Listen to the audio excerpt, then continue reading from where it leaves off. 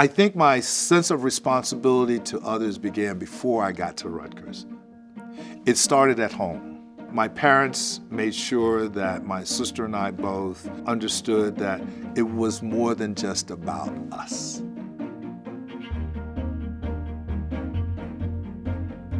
We lived in the projects. This was at a time when DC was segregated, and we lived in an all-black, working-class neighborhood. A lot of the people around me in my neighborhood, family members, both of my godparents that we were very close to worked for the federal government. It was a community of proud public servants.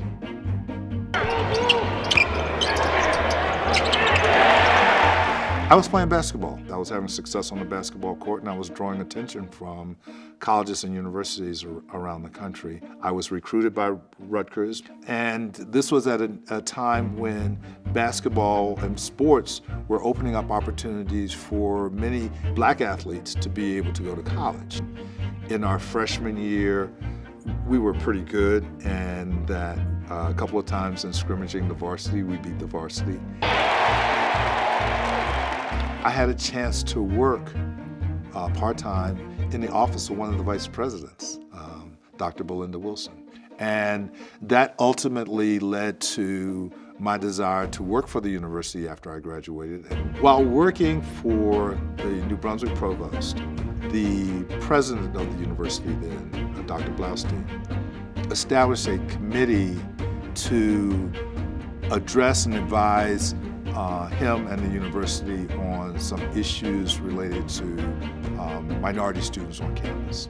Wade Henderson and I were part of that committee. Wade then had graduated from the law school in Newark and was the assistant dean for the minority student program at the law school. But when we got to campus, it was really fascinating to see how much the campus has changed. Wow. Ackerman was still there. Good. You know, it looks a lot smaller now than Yes. it did back when we were in school. Yes. But the new law school is fantastic. Yes, The building it is. is Yes, it wonderful. is. Each time that I saw Wade, he would say, "Greg, you really need to think about going to law school." He saw something in me that I didn't see in myself, and he was persistent. He was, every time we met, "Greg, you've got to go to law school. You've got to go to law school." It wasn't something that I was thinking about. In fact, I was thinking just the opposite, that I didn't want to go to law school. Yeah. And I had pretty much convinced myself that that was something that I didn't want to do. His role as a Superior Court judge here in Washington, D.C., his impact on the broader community, young people in particular, has been outstanding. And that's why I'm so proud of what he's accomplished and so pleased that Rutgers is recognizing his contribution both to the university but also to the larger community. I served on the drug court for 4 years. Drug court is a collaboration between the criminal justice system and the addiction treatment system to reduce recidivism and to improve public health. I had a guy who was in the program. He just wasn't doing the things that he needed to do to be successful in the program. We called his case, and he came up, and I told him, I said, "I need you to do better." He kind of looked at me and said, and I pointed to the other people in the room, and I said, "All these people in the room, they're watching you, and they're taking their lead from you.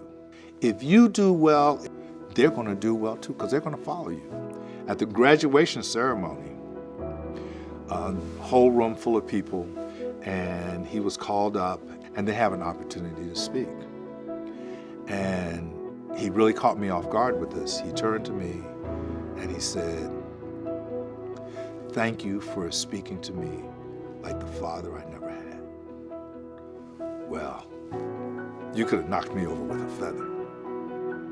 And so, you know, it was those kinds of things that made getting up and going into court sometimes on those difficult days when you're just not sure you got the energy, but you get in there and you see what's happening with people, and you know that you can change people's lives.